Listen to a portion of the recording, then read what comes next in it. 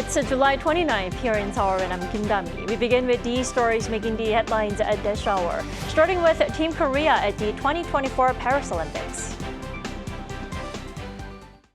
South Korean women's archery team brought their country its 10th consecutive Olympic gold medal, defeating China on Sunday. South Korean shooters Oh Ye-jin and Kim Ye-ji secured gold and silver medals respectively in the women's 10-meter air pistol shooting, with Oh setting an Olympic record. The United States is 100 days away from its November presidential election. We turn to an expert with what to expect for the next 100 days and who will be able to transform their campaign energy to an actual victory. K-pop has managed to have top 2 albums for the first time on Billboard 200, with Stray Kids becoming the first group to debut at number 1 and BTS Jimin placing himself at number 2. South Korea has once again strongly slammed North Korea and Russia for their risky military cooperation. Now, this time during this year's ASEAN Regional Forum, which was attended by officials from both South and North Korea and took place over the weekend in Laos. Seoul's Foreign Minister Choi called on nations present to form a unified response against threats from the North. The ASEAN Regional Forum is significant as it's the only multilateral forum that includes Pyongyang and gathers officials from South Korea, the U.S., China, Japan, Russia, and the ASEAN member states. This year, the North's ambassador to Laos, Lee Young-chul, attended the event. And since 2019, North Korea has been sending an ambassador stationed in the host country of the ARF, or an ambassador to the ASEAN as the chief representative instead of the foreign minister. And to more systematically counter the provocations coming from the North, defense chiefs of South Korea, the U.S. and Japan put their heads together in Tokyo over the weekend and sealed their first security cooperation memorandum. Our Kim Jong-sil reports. Defense Minister Shin Won-sik met with U.S. Secretary of Defense Lloyd Austin and Japanese Defense Minister Minoru Kihara in Tokyo on Sunday and signed a memorandum that institutionalizes trilateral security cooperation amid growing threats posed by North Korea. We have signed the South Korea-US-Japan Security Cooperation Framework. This marks the first time in history that security cooperation between the three countries has been institutionalized.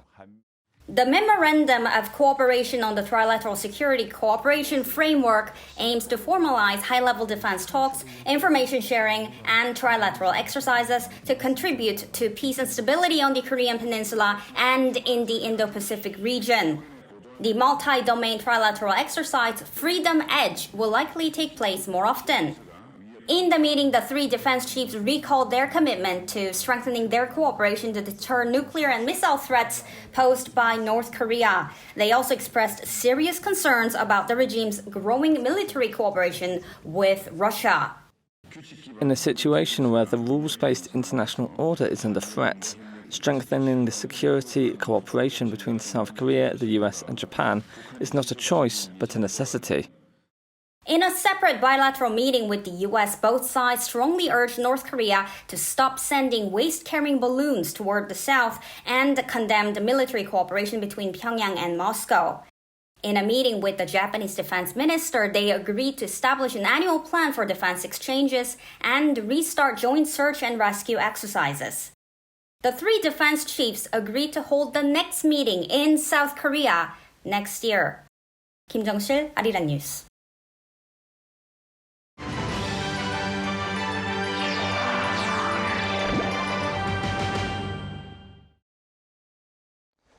Good morning, I'm Kim Xiang. Paris Summer Olympic Games are in full swing, and here are the latest updates. We begin with archery, where the South Korean women's team once again claimed gold in the team event in what is the team's 10th consecutive gold medal in archery since the 1988 Seoul Olympics. The trio, Chun Hoon-young, Im Si-hyun, and Nam Soo-hyun, defeated China in the women's archery team event on Sunday in Paris with a 5-4 set score after a tight game that ended in a shoot-off. The South Korean trio claimed victory after a dramatic scene where the target judge awarded 10s to the arrow shot by Jun and Lim, which were initially scored as 9s after hitting the line between the bullseye. With the review rewarding both South Korean players 10s, Team Korea won with 29-27 in the shoot-off to capture its 10th consecutive Olympic gold medal. Republic of Korea leads all countries in Olympic archery with 44 medals overall, including 28 gold. Next, we have shooting, where South Korea has won both gold and silver in the women's 10-meter air pistol shooting, as well as silver in 10-meter air rifle mixed team event on Sunday. South Korean shooters Oh Ye-jin and Kim Ye-ji won gold and silver in the 10-meter air pistol, both surpassing the previous Olympic record set by Vitalina Batsarashishkina in Tokyo 2020. 19-year-old Oh Ye-jin scored 243.2 points, while Kim Ye-ji scored 241.3. The newly crowned Olympic champion said that she is very happy we scored first and second, adding that silver winner Kim is my roommate and thanks to her I could feel less pressure for the match. In other shooting categories, Park Ha-jun and Kim Ji-hyun teamed up to claim the silver medal in the 10-meter air rifle mixed team event on Saturday, marking its first medal of Paris 2024 for South Korea. In fencing, South Korean Oh Sang-uk claimed the gold medal in men's individual sabre fencing on Saturday, giving Team South Korea its first gold medal at the Paris Olympics. 27-year-old Oh defeated Tunisian Fares Ferjani by 15 points to 11 at the Grand Palais in Paris. He became the first South Korean male to win Olympic gold in individual sabre fencing after his former teammate Kim Jong-hwan won 2 bronze medals. The Paris 2024 Olympics official social media account, however, misspelled Oh's name on its Instagram congratulatory post, writing Oh Sang-gu instead of his name Oh Sang-uk. After numerous comments, the account later corrected Oh's name. And finally, in men's swimming, Italy's Nicola Martinenghi on Sunday stormed to men's 100-meter breaststroke gold, leaving Britain's Adam Peaty and the USA's Nick Fink to share the silver. 24-year-old Martinenghi swam the race of his life to claim the title in 59.03 seconds at Paris La Défense Arena. Many speculated that the race may be a historic three-peat for Britain's 2-time Olympic champion Adam Peaty, who came in just 0.02 seconds later than Italian at 59.05. In other swimming categories, South Korean Kim Woo-min claimed a bronze medal in the men's 400 meters freestyle swimming on Saturday, becoming just the second Korean swimmer to have reached the Olympic podium. Hwang Sun-woo, who is also this year's world champion in men's 200-meter freestyle, failed to proceed to the 200-meter finals.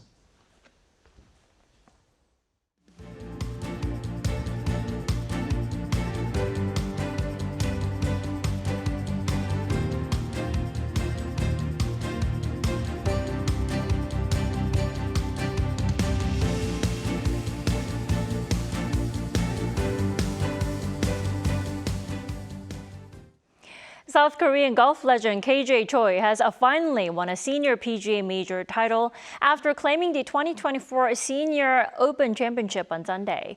The 54-year-old led by just a single stroke going into the final round at Carnoustie, Scotland, and shot a 4-under-32 on the final back nine to win his first senior PGA major by 2 strokes.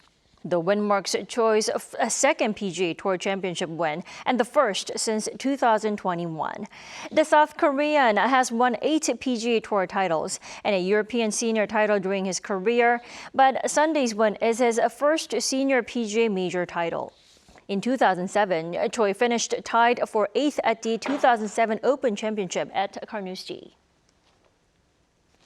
New K-pop albums are sweeping in new records. Stray Kids and Jimin's newest project are side by side on the main U.S. chart, setting a new milestone for K-pop. Our Moon Hae-don has more. K-pop is breaking records on a U.S. music chart. with boy group Stray Kids and BTS member Jimin's latest albums debuting atop the Billboard 200. Stray Kids' newest album, called 8, landed first place in the chart, which is the 5th time they've achieved such a feat. This makes them the first group ever to debut as number 1 with their first 5 charting albums, following Ordinary, Maxident, Rockstar and 5 Star. As of Sunday, according to Billboard's data provider Luminate, 8 topped the charts with 232,000 equivalent album units earned in the US in the week ending July 25th. This is also the biggest number of album units recorded for a K-pop album in a week this year. Of this figure, 218,000 units are album sales, which is the largest sales week for any K-pop album so far in 2024 and second only to Taylor Swift's The Tortured Poets Department. Earlier this month, the K-pop boy group also headlined one of the UK's biggest music festivals, the British Summertime Hyde Park Festival. The only other K-pop group to have surpassed more than 5 number ones on the Billboard 200 chart is K-pop sensation BTS, with one of its members also debuting at number 2 on the charts. Jimin's second solo album, Muse, earned the equivalent of 96,000 album units. This makes it the first time that the top 2 albums on the Billboard 200 are K-pop albums. Jimin is currently still serving his mandatory Korean military service obligations, but BTS members have been committed to releasing solo projects throughout their service. The Billboard 200 ranks the most popular albums of the week in the United States based on multi-metric consumptions as measured in equivalent album units. Units are made up of album sales, track equivalent albums, and streaming equivalent albums. 문혜련, Arirang News.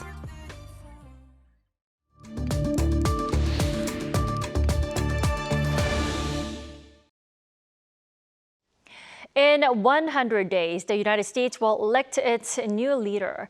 Polls predict a tight race between former U.S. President Donald Trump and Vice President Kamala Harris, but who has a better chance of actual winning? Let's turn to Professor Song Jae-hyun for more. Welcome back, Professor Song. Thank you. What is it that will make Kamala Harris a strong contender to be the U.S. leader? Maybe she's a minority, that the fact that she's coming from a Jamaican and Indian background. What's your take on this? Oh, she does have a diverse background, having Indian descent mother and a Jamaican descent father. So that makes her part Asian and also African. So this potentially a diverse background will certainly help her.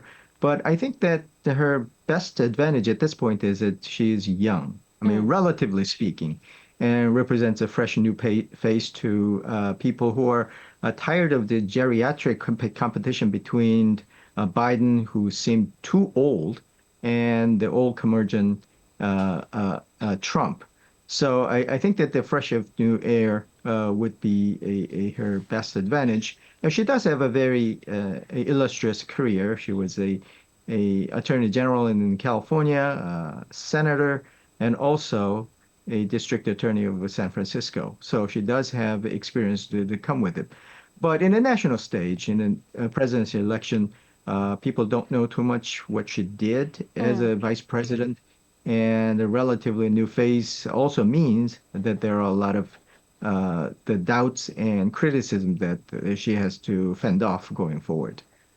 That's true, and she does have just around 3 months to really push herself. Professor Song, do you think it'll be enough for her to actually compete against Trump? I mean, she did manage to gain support from her fellow Democrats and, raise a record $81 million in the first 24 hours of her candidacy. In 100 days is indeed not a long time. Today, I think, is exactly 100 days left.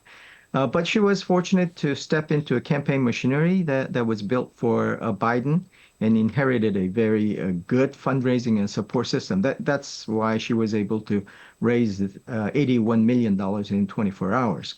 But it does seem that if the party machinery and the Democratic Party rallies against her, I think that she does have a very good starting point, although it's only 100 days left.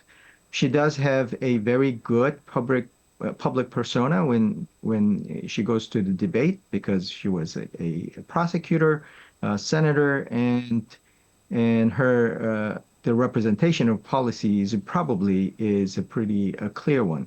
So it would be a good match between Trump, who's good at the public appeal, and also the Vice President Kamala Harris, who can really enunciate what she believes in.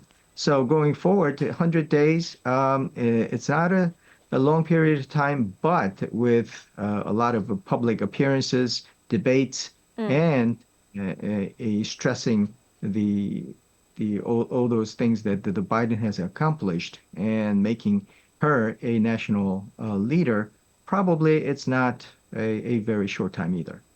Right, and we also have to talk about Trump. Do you think Trump's campaign strategy changed its course ever since Biden stepped aside from, the election race? I mean, what will Trump's campaign strategy look like for the next 100 days? Well, yes and no. Of course, because the target has changed, it's Harris. So I think that the Trump team will start attacking the Harris's record, especially the border, the issues, and also some of the policies that they will label them as ultra left policies, and probably start portraying Kamala Harris very negatively in the campaigns. Probably Trump will use some of the pejorative languages to make fun of her. Already we heard crazy and nuts As that usual. he used in the campaigns as usual. But I think that no, what might not change is that he'll continue to criticize Biden. Well, Biden is off the ticket. Why attack Biden? I think that what he will do is that Biden's failure is also Kamala Harris's failure as well. So they kind of bind them together and criticize the Democratic Party leadership, whether it be Biden or Kamala Harris. It has failed the expectation of the people. I think that's what they will focus on in terms of messages. So just around 3 months left, what big steps lie ahead now for Trump and Harris? I mean, officially being nominated for Harris, but what's in store for Trump? Well, at this point, Kamala Harris, she's a presumptive candidate, but she has to have a formal nomination. I think at this point is a kind of a done deal. But I think going forward, going back to her fresh face and good the change of guard kind of signal, being relatively young, but she has to kind of heap on the policy, the representations, what she represents, what kind of domestic and foreign policies she will inherit and change from Biden. Those things has to be clear so that people will say, oh, she's new in terms of presidential scene, but she does have a very clear and convincing arguments. I think the peculiarity of the U.S. politics is that we don't really focus on the people in the moderate end. As long as they can mobilize their end of the party spectrum, probably that's good enough to win, especially in the swing states as well. So I think that we will see a lot of Kamala Harris naturally, and I think she will not back down on the public appearances and even debates. Right, But for Trump, I think, yes, for Trump, going forward, I think that the more the same. He will have a lot of rallies trying to amass the fortunes in terms of spending campaign monies. And I think that we will continue to see him attacking Biden and Kamala Harris and focus on probably on the border issues and also economic issues. Indeed. Like you said, Harris is yet to be officially nominated as the presidential nominee, though. But who will she pick as her, running mate? That's a very important question.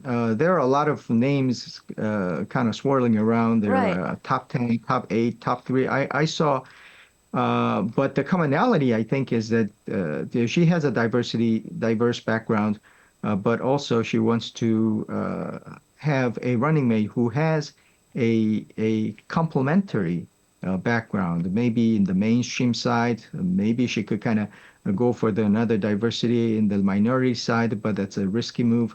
So the names I heard is that there are some governors in the Pennsylvania governors. Mark Kelly, he has a cool background as being a astronaut and also a Navy officer, and he has a pretty tough policies that he has been successful with. And there's a Pennsylvania governor, Joe Shapiro. He was also successful in school funding issues that people can identify, and has a bipartisan support. So he is kind of a figure that people can kind of look up to. And another name a name is Tim Walz. He's a Minnesota governor. He has a very deep connection with the Democratic machinery. So deep establishment party connection, and also history of progressive lawmaking he brings. So those are the things that can help Kamala Harris. And people naturally think about, if something happened to the president, who's the vice president, who will become our president? But looking at those names, those are competent names that I can see. Right, whoever Harris picks, the person, the day will draw as much as attention that people drew on J.D. Vance. Right. Going forward, I think that's the big tall order for the Kamala Harris, but with unity and the rallying of the machinery and the party personnel, I think it's a doable fight. I mean, a week ago or 10 days ago, people kind of wrote off Kamala Harris in an incident. But at this point, with a couple of key big moments, the Biden stepping off and looking at the kind of a new scene where the changing of guard is at issue, whether Trump will continue. But another challenge that Trump has, of course, is his legal challenges. He has a lot of court appearance dates, and maybe a verdict that will go against him. So those kind of drama are awaiting us. So U.S. 100 days, it will be not short of many dramas to look forward to at this point. All right, Professor Song, thank you so much for making your time all the way from Portland this morning. We appreciate it. No problem. Thank you.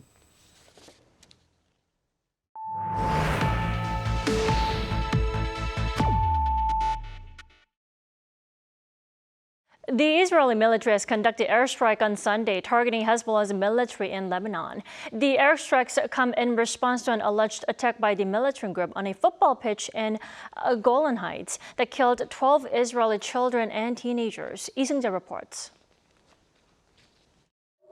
12 children and teens were killed when a rocket struck a football pitch in the Israeli-occupied Golan Heights on Saturday. While no one has claimed responsibility for the deadly attack, Israel was quick to blame the Lebanese militant group Hezbollah. The militant group said while it struck a military base in the region in retaliation for Israeli attacks in Lebanon, it was not behind the attack on the football pitch. Saturday's strike also marks the deadliest attack on an Israeli target since the start of the Israel-Hamas conflict in October. However, Israel was swift to respond, launching airstrikes against a number of Lebanese targets on Sunday. The Israel Defense Forces claimed it conducted airstrike against 7 Hezbollah targets deep inside Lebanese territory. No casualties have been reported yet. The United States was quick to condemn Hezbollah for the deadly football pitch attack. This includes U.S. Vice President Kamala Harris, who is said to be closely monitoring the situation. However, U.S. Secretary of State Antony Blinken, who supported Israel's rights to defend its people, also stressed that there shouldn't be an escalation of tensions. We're in conversations with the government of Israel. And again, I emphasize its right to defend its citizens and our determination to make sure that they're able to do that. But we also don't want to see the conflict escalate. We don't want to see it spread. That has been one of our goals from day one, from October 7th on. UN Secretary General Antonio Guterres also condemned Saturday's attack in Golan Heights while expressing his deepest condolences to the families of those who lost their lives and wished speedy recoveries to all those injured. However, the UN chief also stressed that all parties must exercise maximum restraint and avoid any further escalations. Golan Heights is a historically contentious region in southwestern Syria that also overlooks Lebanon and borders Jordan. The region was part of Syria in 1967 before Israel captured most of the area during the Six-Day War. It later fully captured and annexed it by 1981. However, the annexation by Israel has not been recognized internationally as Syria continues to demand its return. 이승재, Arirang News.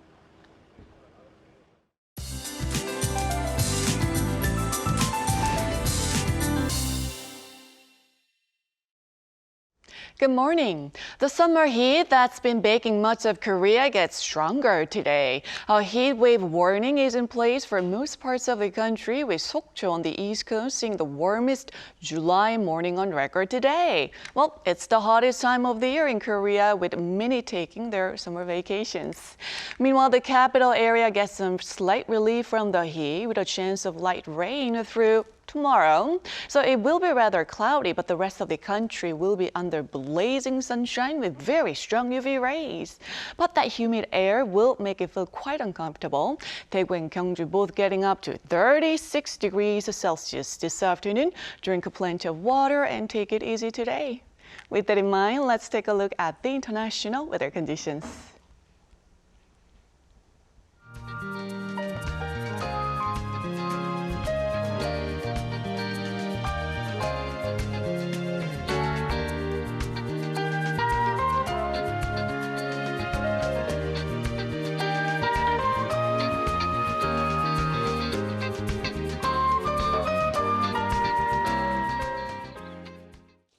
We thank you for watching New Day at Arirang. Have a wonderful start to the week.